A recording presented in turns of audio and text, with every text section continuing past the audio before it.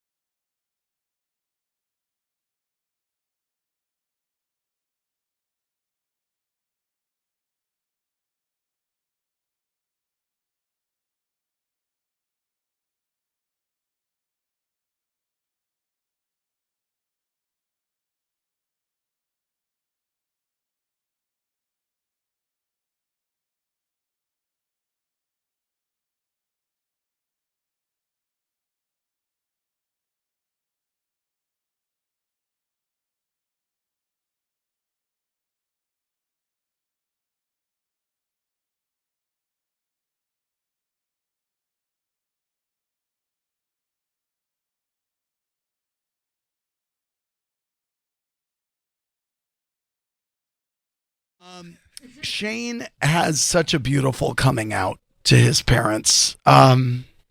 What's your hope that people take away from that? I've got to think that scene is going to be so impactful for so many people. Yeah. I think it's that, you know, some people don't necessarily have the benefit of having parents that maybe would be as supportive as his parents were. And even his parents, there's a degree of like clinicalness to it. I think there's like what about Reebok? What about, it's not the perfect open arms. Yeah. But I hope that people can take that, the feeling that you're not alone, and that's not something that should be fantasy. It should be just what you kind of deserve. And whether that is your parents or not, that you deserve a community and a family, really, that just kind of puts their arms around you and lets you know that you deserve that. Yeah.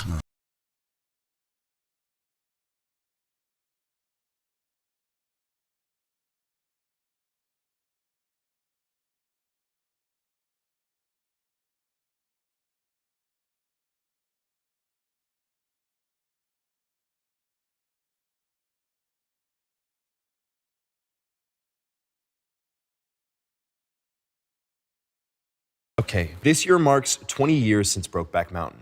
Are there any romance movies, shows, or books that have really stuck with you, either growing up or recently? Well, I love Brokeback Mountain. It was one of the first things that you told me. Yeah, I love Heath Ledger plays Ennis. I still think it's his best work. I think that was one of the first pivotal ones when you have two leading men take on, you know, gay cowboys. It's pretty bold, but then, you know, you have Call Me By Your Name, Moonlight, I think with Barry Jenkins saying, bringing the art house to the hood is what he said. That was already just a beautiful juxtaposition.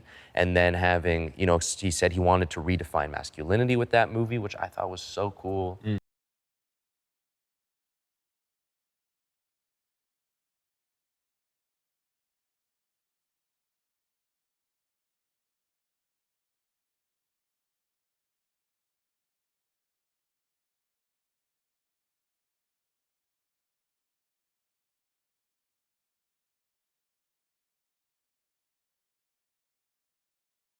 Not to toot our own horns or to say that we're, you know, it's impossible for us to ever have bias. I think we're two people who do have a lot of like radical acceptance and just sort of love for a bunch of different types of people, that it never felt like, you know, it always felt like, well, you know, why not, you know, like our expressions of love and affection and everything never felt like we were playing on something or appropriating something. It just felt like we were humans and being authentic to ourselves and how we view love. I did an indie short film in my film school, semester 1, semester 2, that was the same character, and he was a closeted gay guy who kind of just wants his friend back, who has like crippling anxiety. I made a lot of mistakes. I wasn't a great actor when I did that, so I could relate with the sadness and sort of the depths of the depression, but it just doesn't manifest in the same way that Shane. This guy was sort of like, he didn't have any go. He didn't have anything in his life that was going for him. So I suppose there was a somewhat like soul connect between the two in similar circumstances in a way, but each time I feel like there's a new role. It feels like you're learning to act for the first time.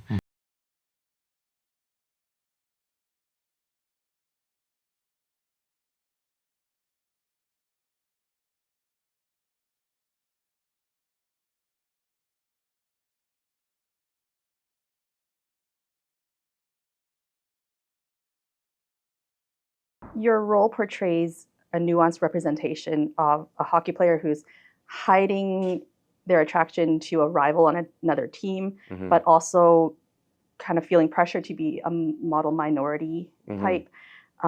When preparing for the role, what steps did you take to ensure your performance was authentic to us LGBTQIA plus experiences as well as the community?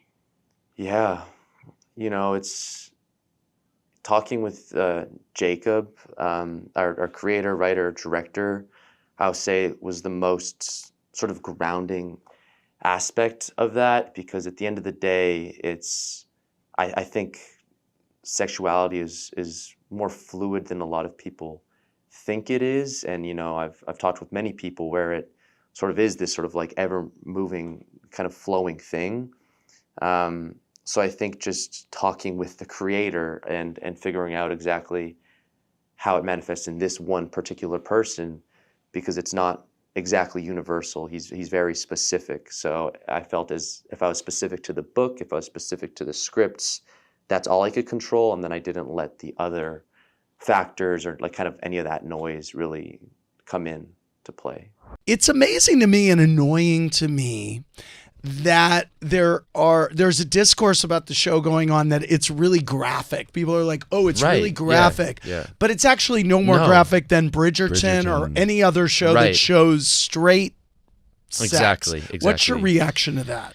That was something even going in that Jacob was very sort of like explicit in talking with us, and also kind of just being real with his grievances of going like, if this were straight sex scenes, people would be like, oh, it's not, we don't see anything, like there are no boobs in the show, there's no dicks in the show, there's just a lot of but if that was beautiful butts, congratulations, thank you so much. I got a lot of Connor Story butt posters in my room.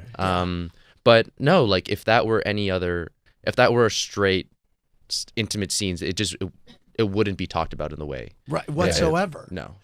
I didn't want it to be an inauthentic gay experience commodified to sell something to, not to say that like the straight women audience, I think there needs to be care there, and Jacob has spoke about how much care he had to cater to that audience, but also I hoped it wouldn't feel disrespectful to, the queer community. I hope it could be something that's celebrated. It does, and we do celebrate it, and we are found it very respectful. So everything we've seen so far, we're loving, so thank you. Hudson, we feel for your character as well. Seems to struggle with his sexuality. Where do you think that struggle, where's the root of that? Where do you think that comes from? I think it comes from his flawed idea of what perfect is. I think he has this manicured and disciplined image, and I think his sexuality to him doesn't fit in, and it's a flawed idea, but it's through his society. I think that's kind of how he came to believe what that means to him.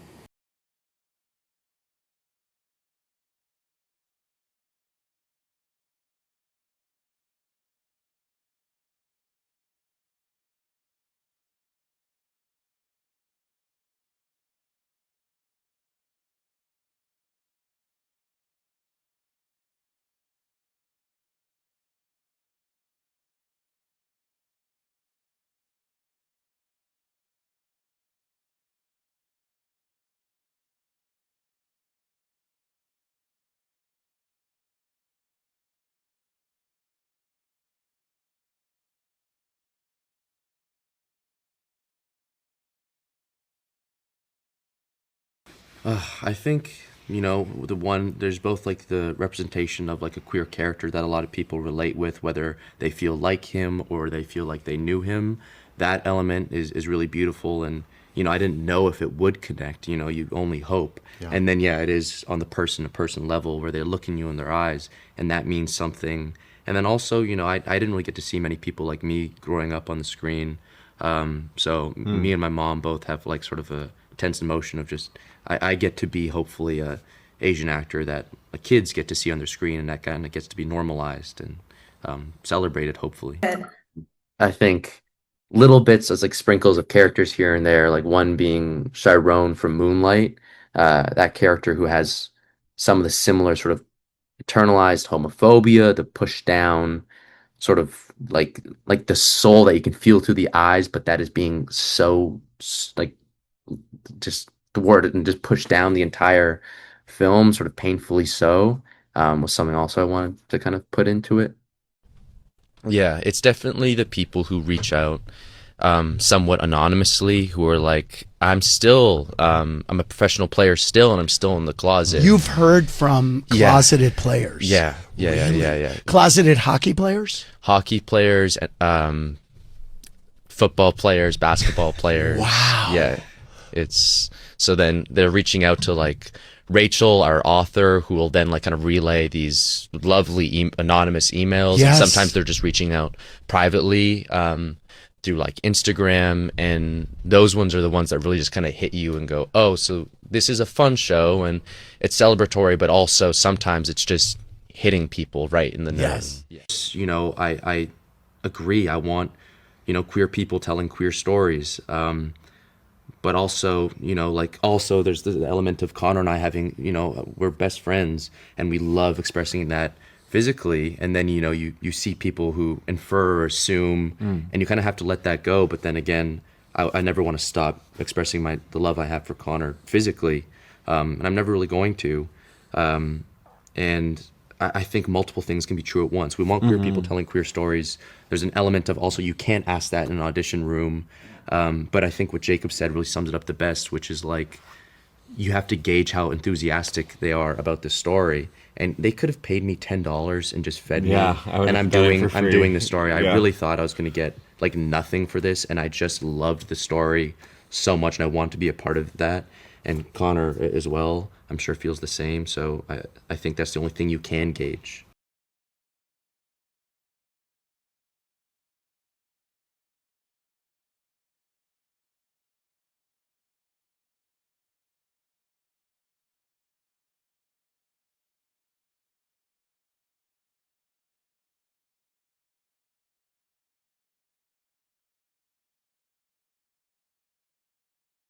Hi, Jesse.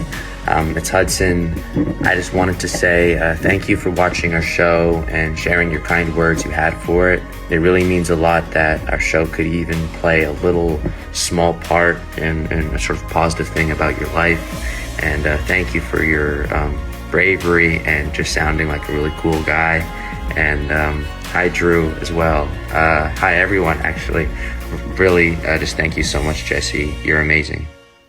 No, that's not for me. I can't comment because I'm the most biased and way too inside the wind tunnel to possibly know how it's affecting other people. But if any of what you said is like remotely true to at least 3 people, then that's fucking amazing. And I think then it's all worth it if truly like 3 people, it made their life a little better. I think it's worthwhile.